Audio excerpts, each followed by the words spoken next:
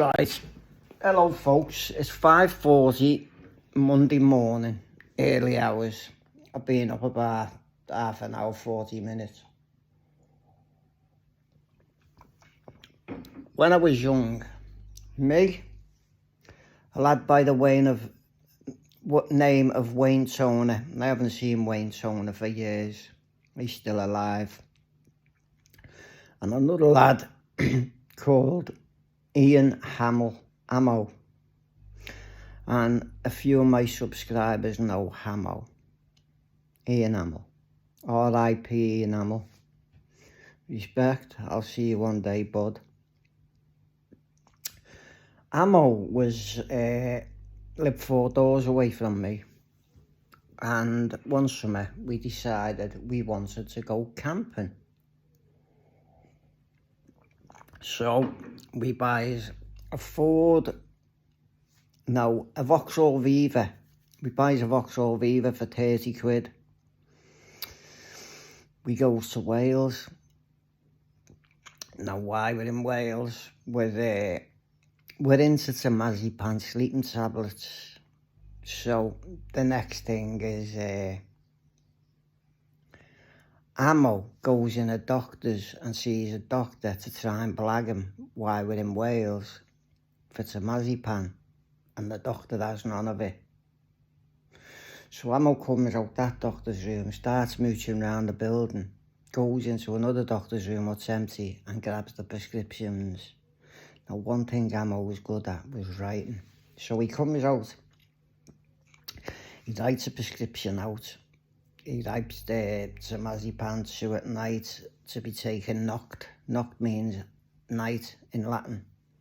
The doctors used to write prescriptions out in Latin.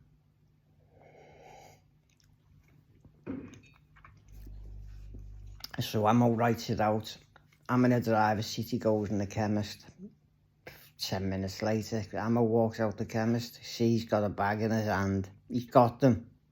So, you know, we're wanting benzos. They're like Valium, Temazepam, sleeping tablets, nitrazepam, you know, they're all the same member of the same family of drugs. Benzodiazepines, tranquilizers, send you into a feeling of euphoria, you're invincible. You know, I'm on diazepam now, but a low dose, you know, something just to calm me down, nothing to make me like I was then, abusing them. So, my mum, Ammo's mum, they gets all food tins out. We've got our sleeping bag, the tents, we've got, you know, the stoves, everything. We've got money. And this was in our 20s, because I remember on the methadone, because I took a big bottle and I bought an extra big bottle as a spare, and Ammo had a lot. And we go to Wales. Anyway, we goes for a week. After about 3 days, we're out of money. We're on the campsite, we paid for the week, we've got food in the car, even the gas has run out, so we're going into the woods, and we made a little square thing with bricks and put mesh on the top, made a fire underneath the mesh, and we're cooking on the pan. Anyway, so but the car has only got enough petrol in it to get us back to Liverpool, so we're not driving it off the campsite. But anyway, 2 Birmingham girls are camping just on a little field next to us. Now the woman who'd already got onto us, who owned the camp field, who you paid, said to us, there's a couple of girls over the way there, boyos. Would you like not to get involved with them and stay away from them, please? So anyway, we have to think, how can we get talking to these girls? So it was Ammo. Get over there, Ammo. Ask them to boil us some water. That's you in then. You're starting to speak to them. Anyway, what happens is Wayne Toner coughed for one of them, and I coughed for one of them. And there's 3 of us and 2 of them. So I'm in the girls' tent with one of the girls, and Wayne Toner is in our tent with one of the other girls, and Ammo is left sitting in the car. But what he'd done we had no money, and I feel bad now saying this, but I'm going to say it. He'd got onto their car, was open, and he got in the car, and the handbag was in the car. And I can't remember how much it was now. He took something like 150 quid out of the purse. And it was good of him because he left the 40 quid for petrol in case they needed to get home, didn't he? I don't know. He took the money. I don't know if she'd have had it. I don't know if she'd have had a bank card or whatever anyway, but he said, I've left her some money. So he's getting our attention, and he's got the attention of me. Have told me anyway, we've kicked our tent down once he's told us he's got this money before they get on it. Everything in our tent is through in the boot.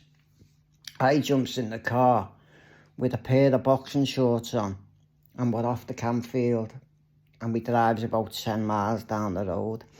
Now, we couldn't find a campsite, but we found a caravan site, so we just drives in, parks up, throws the tent up. 8 o'clock in the morning. You got the fella. It's the rent man, boyo. It's the rent man, boyo. You've got to pay the price of a caravan. You've got to pay the rent of a caravan. We don't have tents.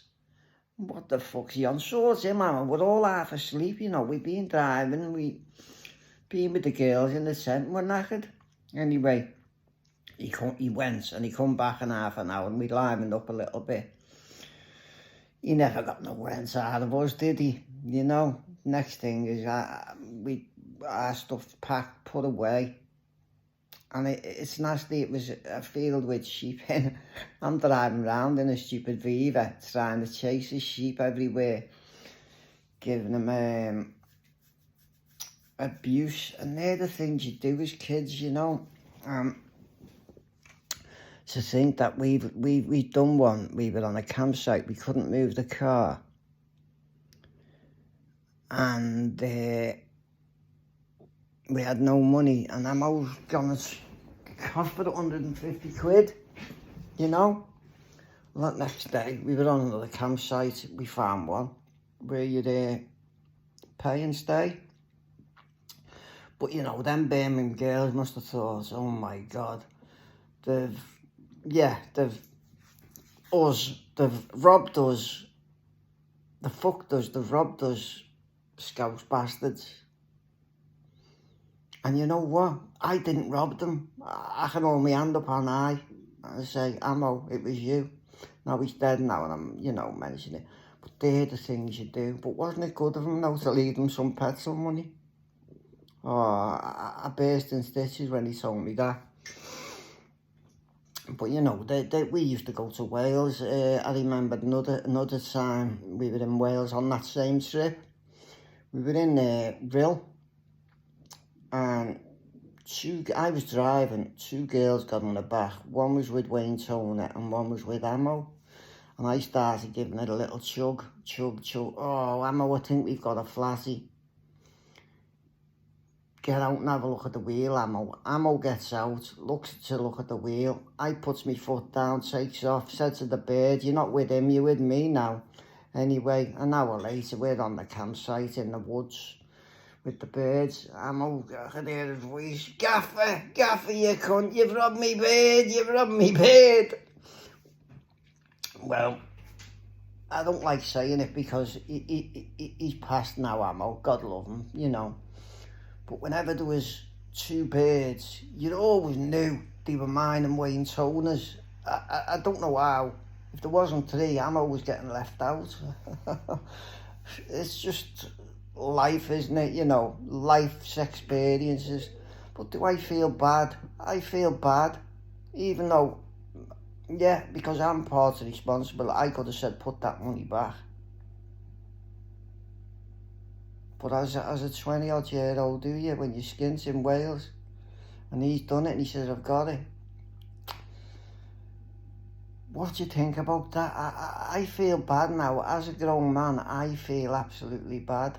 They've robbed us, they've throbbed us. The Scouse bastards. Oh, what more can you get, lad? And then we go to that other day. Gavin tries to chase his sheep all down the field. Fucking funny. They were the days, lad. But, you know, things you do as a kid. Do you know? Hey, it just never amazes to see me. But R.I.P. Enamel. Anyone in the comments knows Enamel. I know one does. Berkey. You know Ammo, don't you? Hey, oh, Ammo was a saint. Ammo was a good man. God bless his soul. Ammo died, actually, of, he was a drinker. He went up to work in Bournemouth with someone. They tried to kill him, choking him with sand, putting it in his mouth. Come home and he started drinking, and he never stopped. 4 years later, he was dead. Sad that I've seen so many people die on drinking alcohol, you know. And alcohol is the worst drug of all, believe it or not. I've seen far more people die of alcohol than drugs. If I don't drink, but if I do drink at Christmas, a WKD, one large bottle, the equivalent of a pint and a half, and that's me. Anyway, folks, just a little one of life's experiences. Not a very nice one, but you know, I thought I'd tell you that.